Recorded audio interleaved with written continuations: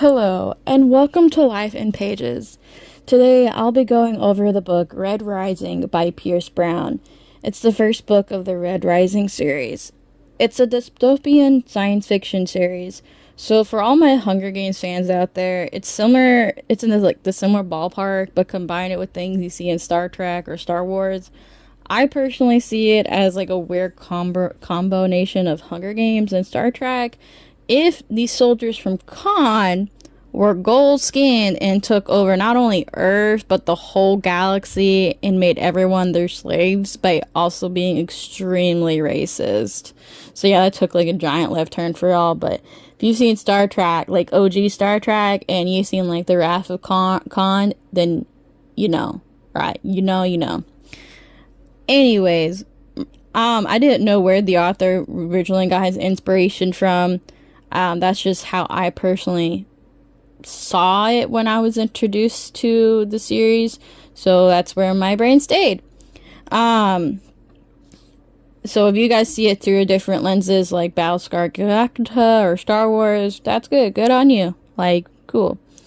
It's so anyways, so like Hunger Games, we're seeing the story being taken place in hopefully a distant future, and the main character starts off as a teenager.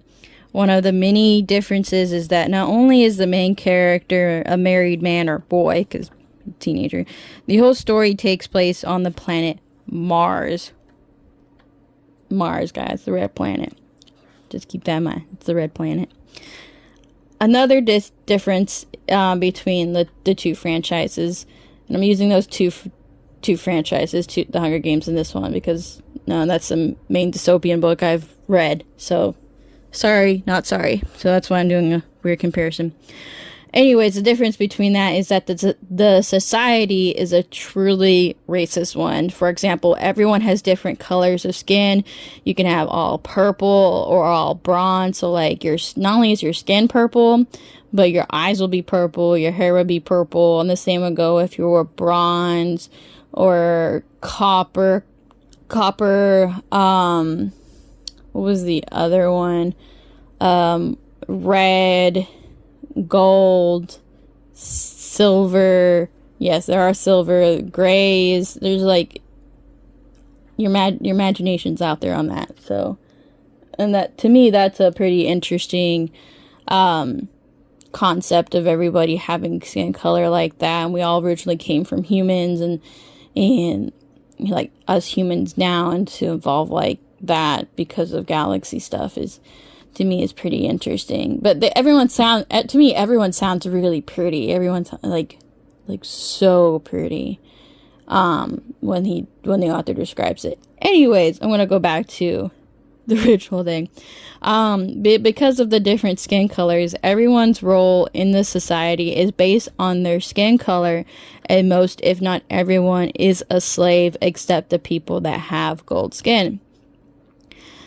Only the gold skin people have power and can do whatever they please. At the bottom of this whole regime thing is the Redskins, who live within Mars itself and dig up the society's resources.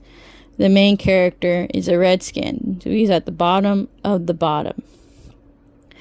The main character's name is Darrow, and he never really catches a break. It's probably why when I was first reading this, when I was reading the first couple chapters, I was hesitant to the story, because you're plopped into him like working, and his work is very dangerous, and he's not catching a break, and you're kind of like, oh my god, what am I getting? It's like, whoever I'm reading, are they gonna die? Are they gonna live? Like, how are we starting off? Like, how much do I need to invest emotionally?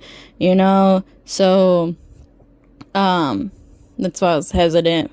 But anyway, the author helps you get past the strangest of it all, because it's a different planet, and lets you know everyone is human. So after that whole introduction scene, it really grips you as the reader, and it never really stops. Honestly, a very good and solid book, and it starts off really strong for the series, which is good on you for good on you, Pierce Brown. Now, I'm going to talk a little bit more about the main character, Darrow. Just a little bit, hopefully not enough to give any spoilers. Darrow is a very human and relatable character. He just wants and he yearns for a simple life. Yet the reality that he lives in rips all of that away from him. Like it gave it to him, but then it rips it away from him, and it's oof. He has similar traits to Greek heroes like the epic musical Odyssey, which I know isn't completely true to the Odyssey, but so epic's musical, their version of Odysseus is Darrow is very similar to. I can see them honestly hanging out. So, at least in the first book. I haven't read the second book, so hopefully it stays like that. It gets even more funny when you realize that Darrow is very much like Greek heroes, but there's like a buttload, and I mean a buttload of references to Roman rulers and their gods and goddesses. So it just makes it that much sweeter, at least for me it does, because like even though Rome conquered Greek culture still lives on to this day, so that's why there's a lot of people like Greek actually conquered the Romans, Darrow is not afraid to kill, but he will avoid it if he can. So that's just like a subtle warning that there is death, there is gore in this book, there's no way around it.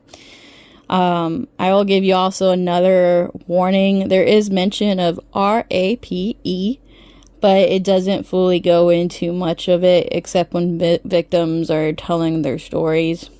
And it's not like how the Wicked Years series are. Not at all like that. It's very much tame in telling it. So just a trigger warning on both of those fronts. If y'all haven't figured it out, Darrow is pretty much the main warrior of the rebellion against this society.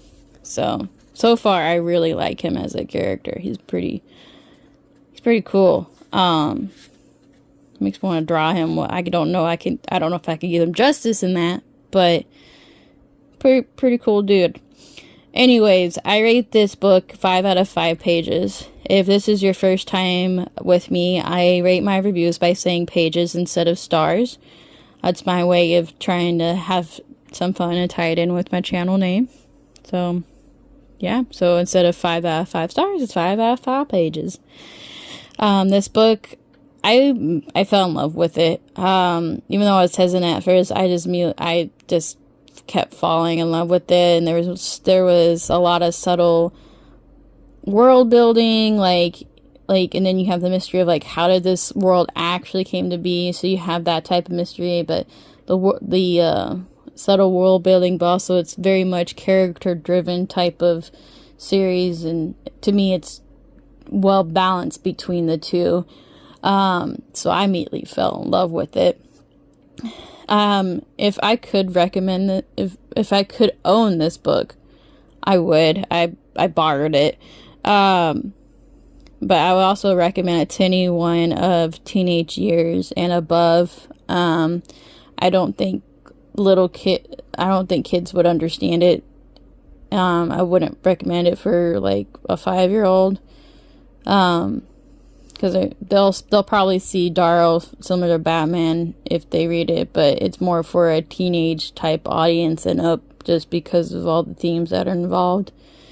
But anyways, that's where I will leave y'all. I hope, well, I did a couple of shout outs to Hunger Games and the epic musical, and if you guys like any of those series or musicals, this is definitely up y'all's alley. So, but I hope you guys have a wonderful day or night or whatever it is. And thank you for watching or hitting that like or subscribe button. Anyways, bye.